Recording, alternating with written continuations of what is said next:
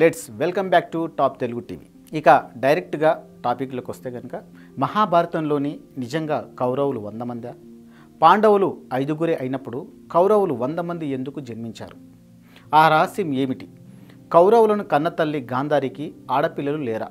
మొదలైన ఆసక్తికరమైన విషయాలను మీరిప్పుడు చూడబోతున్నారు. ధృతరాష్ట్రుడు పుట్టుకతోనే అంధుడు, కానీ ఆయన భార్య గాంధారి తన ఇష్టంగా తాను కళ్ళకు గంతలు వేసుకొని అంధురాలు అయింది. కొత్త తరంలో ఎవరైతే ముందు పుడతారో వారే రాజ్యానికి కాబోయే మహారాజు అవుతారు. కనుక తన తమ్ముని భార్య సంతానం పొందటానికి ముందే తన భార్య సంతానం పొందాలని ధృతరాష్ట్రుడు తీవ్ర పట్టుదలతో ఉన్నాడు. ఎలాగోలా గాంధారి ఒక కొడుకుని కనాలని ధృతరాష్ట్రుడు ఆమెతో అన్ని రకాల ప్రియ వచనాలు చెప్పాడు. కొద్ది కాలం తర్వాత గాంధారి గర్భవతి అయ్యింది. నెలలు గడుస్తున్న కొద్దీ 9 వెళ్ళి 10, 11, 12 నెలలు వచ్చినా ఆమెకు ప్రసవం కాలేదు.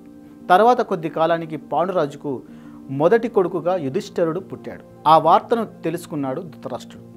గాంధారి తీవ్ర నిరాశకు గురైంది, బాధకు కూడా గురైంది. ఇంతలో హఠాత్తుగా భయంకరమైన శబ్దాలు, నక్కల అరుపులు, అడవి మృగాలు వీధుల్లో సంచరించడం, గబ్బిలాలు పట్టపగలే ఎగరడం వంటి చెడు శకునాలతో హస్తినాపురి పట్టణమంతా తీవ్రంగా భయపడింది. ఈ శకునాలు ఏదో చెడు జరగబోతున్నదని స్పష్టంగా తెలియజేశాయి.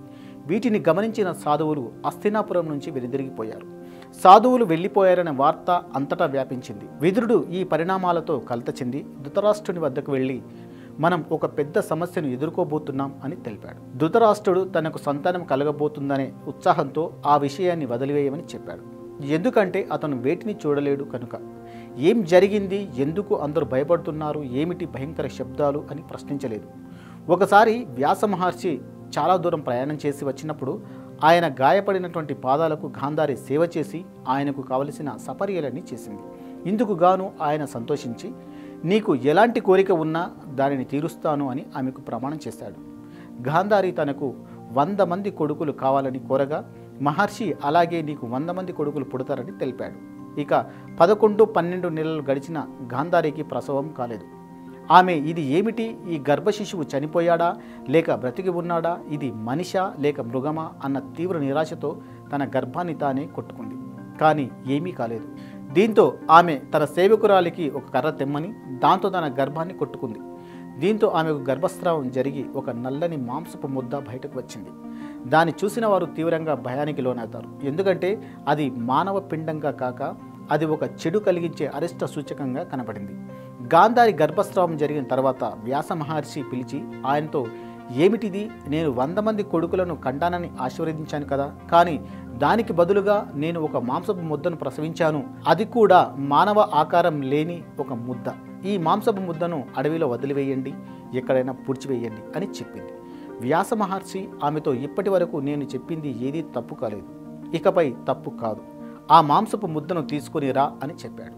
ఆ ముద్దను నేల మాలిగలోని తీసుకువెళ్ళి 100 మట్టి కుండలను సీసం నూనెతో వివిధ రకాల మూలికలతో తీసుకురమ్మని తెలిపాడు. తర్వాత ఆ మాంసపు ముద్దను 100 భాగాలుగా చేసి ఆ 100 కుండలలో ఉంచి వాటిని మూసి ఆ నేల మాలిగలోనే ఉంచాడు. తర్వాత మిగిలిపోయిన ఒక చిన్న మాంసపు ముద్ద గమనించి గాంధారితో మరో కుండను తీసుకురమ్మని, నీకు 100 మంది కొడుకులు ఒక కూతురు కలుగుతారని తెలిపాడు. అలాగే ఆ చిన్న ముద్దను ఒక కుండలో ఉంచి అదే నేలమాలిగలో ఉంచాడు. ఇలా మరో సంవత్సరం గడిచింది. అందువల్లనే గాంధారి 2 సంవత్సరాలు గర్భంతో ఉన్నది.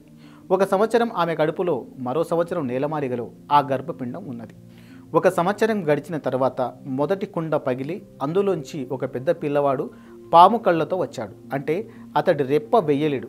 అతని కళ్ళు స్థిరంగా ఎటూ చూడకుండా నేరుగా ఉన్నాయి. ఆ పిల్లవాని పుట్టుకతో ఏవైతే రాత్రిపూట జరుగుతాయో అవి పగటిపూట జరగడం వంటి చెడు శబ్దాలు, శకునాలు మళ్ళీ కలిగాయి.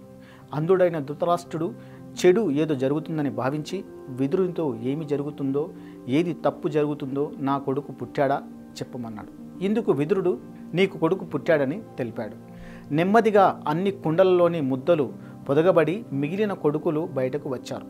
ఒక కుండలోంచి మాత్రం ఒక అమ్మాయి బయటకు వచ్చింది. తదుపరి విదురుడు ధృతరాష్ట్రునితో మాట్లాడుతూ నీకు 100 మంది కొడుకులు ఒక కూతురు కలిగారు, కానీ నేను చెబుతున్నాను, నీ మొదటి కొడుకును చంపగలవా అని ప్రశ్నించాడు. ఇందుకు ధృతరాష్ట్రుడు ఏమిటి, నా మొదటి సంతానాన్ని చంపమని నన్ను అడుగుతున్నావా, ఎందుకని ప్రశ్నించాడు.